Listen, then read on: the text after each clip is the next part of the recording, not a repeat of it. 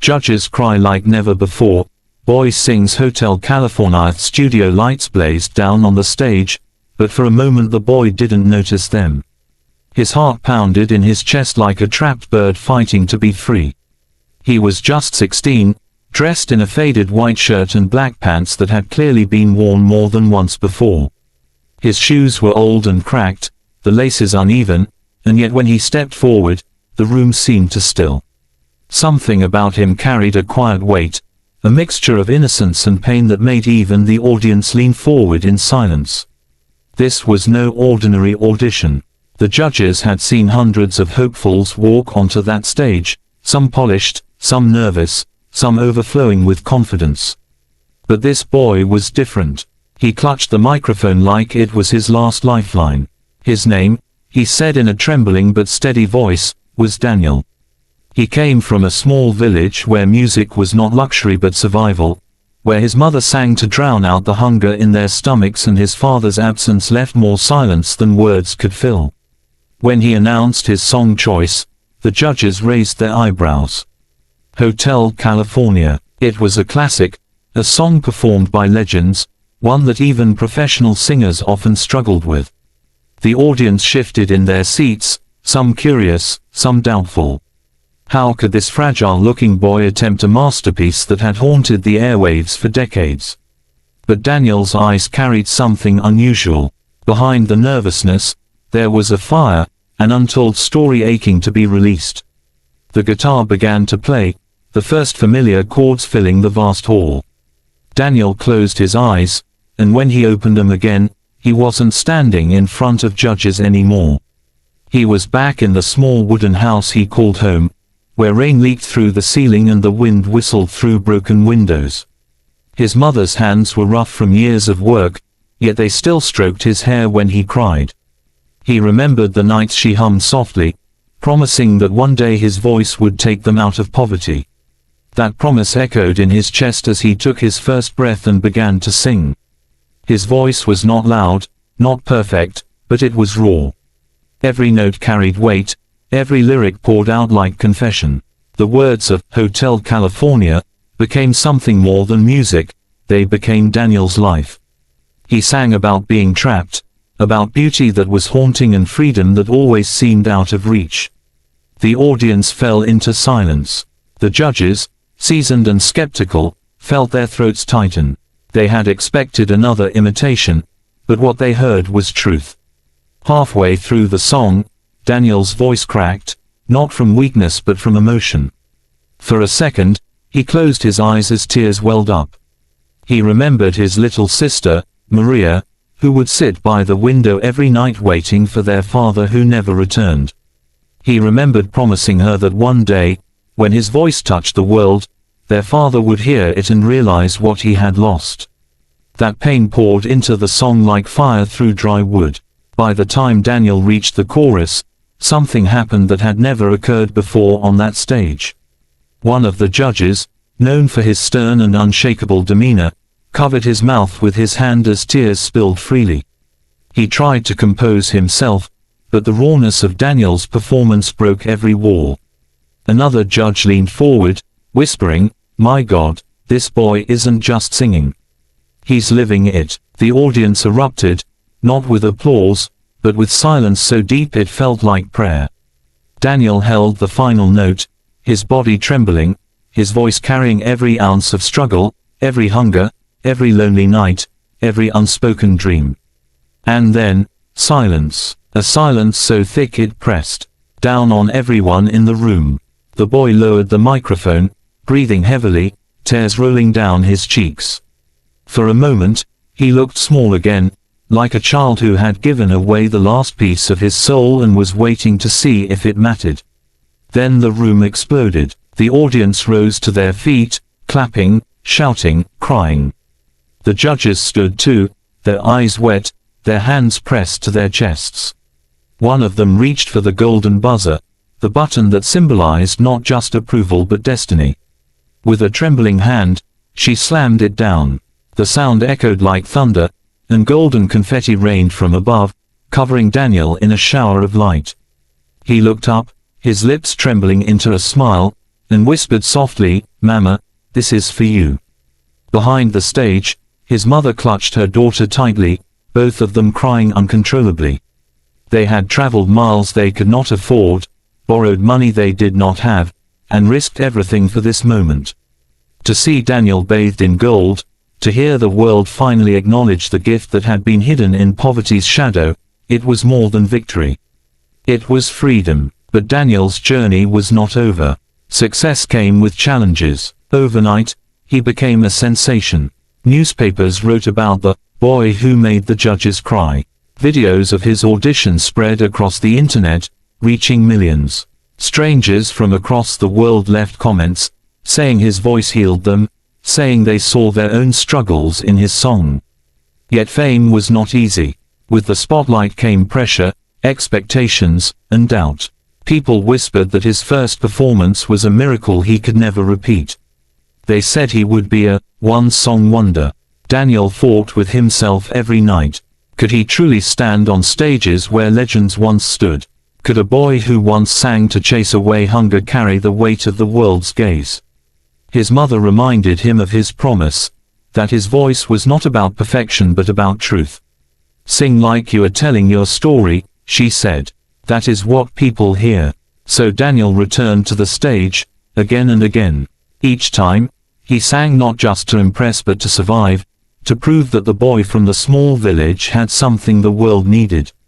He faced critics, he faced fear, but every challenge was a chance to show that music was more than sound, it was life. Years later, Daniel stood on the world's biggest stages, his name known across continents. Yet he never forgot that first moment, the night he sang, Hotel California, and made the judges cry like never before. He never forgot the rain dripping through the roof, his sister's eyes waiting at the window, or his mother's tired hands. And whenever he sang, he carried them with him. He carried every child who dreamed in silence, every mother who sacrificed, every broken home that still held love. His story was no longer just his. It belonged to everyone who had ever felt trapped and dared to dream of freedom. In the end, Daniel's message was simple but powerful. Life is not about where you start, but how deeply you believe in the gift you carry. Music, dreams, love, they are not for the rich or privileged alone. They belong to those who dare to hold on when the world says let go.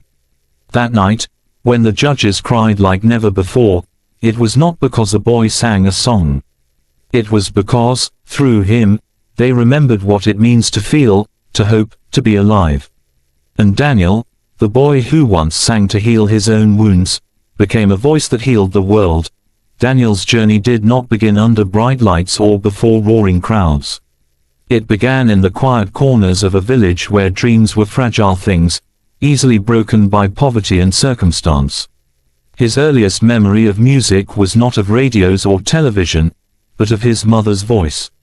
She sang to him when storms battered their fragile house, when hunger clawed at their stomachs, and when loneliness threatened to swallow them whole. Her songs were lullabies and prayers, stitched together from sorrow and hope. Daniel's father had left when he was barely 7.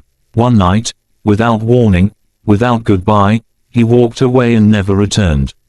The absence carved a hollow in the boy's heart, one that music tried desperately to fill. His mother took on the burden of both parents. She worked long hours, cleaning homes and washing clothes for neighbors who paid her barely enough to survive. Daniel often saw the exhaustion in her eyes, but he also saw the fire of determination. She never stopped encouraging him. One day, she whispered, "Your voice will be the door we could never open." But the road to that door was not smooth. School was difficult. While other children arrived with neat uniforms and books, Daniel often carried torn notebooks and pencils sharpened down to stubs. Some classmates mocked him for dreaming too big. "A singer," they sneered. "You can't even afford shoes." But Daniel refused to let their laughter silence him. Every day after school, he would walk to the edge of the fields, sit under the old mango tree, and sing. It was the only place where his voice was free, where the world felt wide and welcoming. He didn't know it then, but those long afternoons were shaping him into something extraordinary. His voice was not polished, but it was honest. It carried the weight of lived experience, of nights without food, of a child longing for a father's embrace, of a mother's sacrifice. Music was not entertainment for Daniel, it was survival. One evening, his mother returned home with news. There was a talent competition in the city.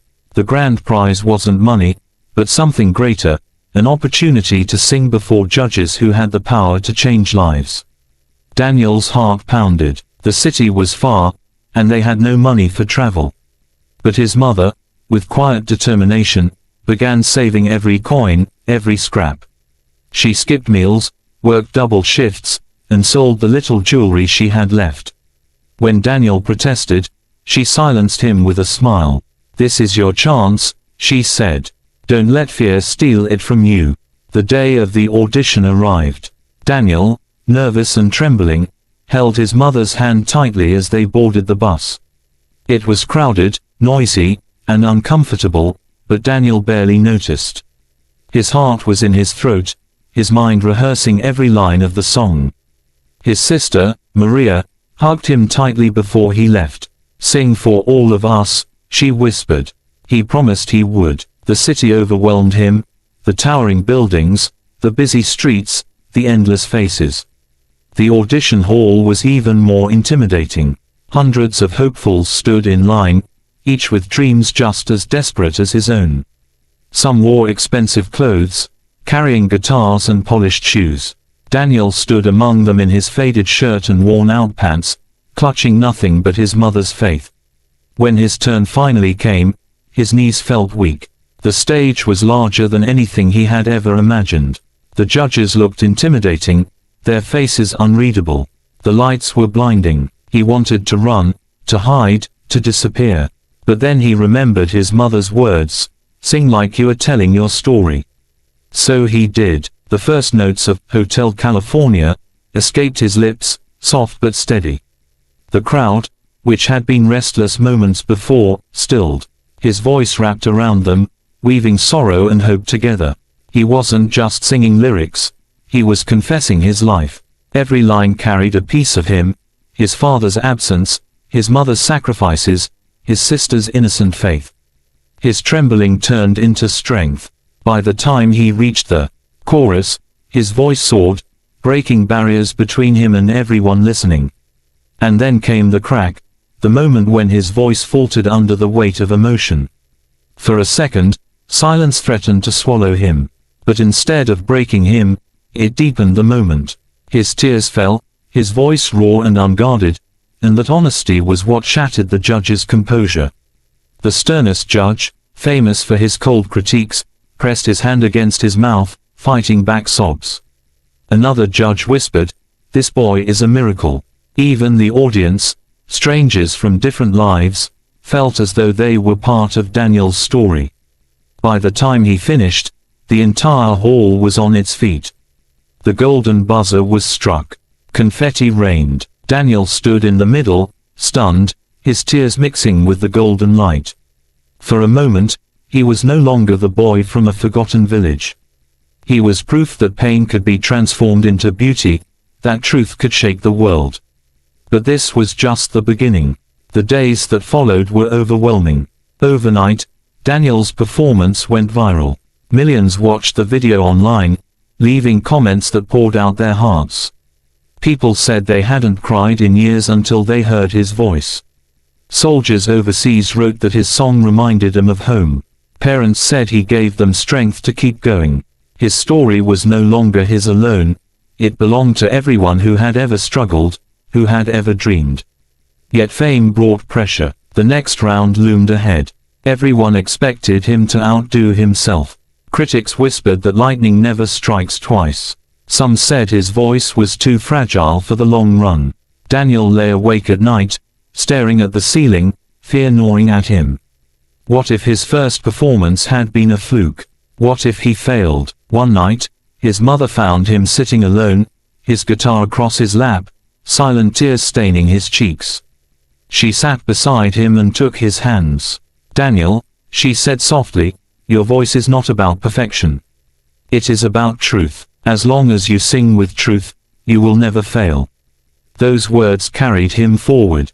Round after round, stage after stage, Daniel poured himself into every song.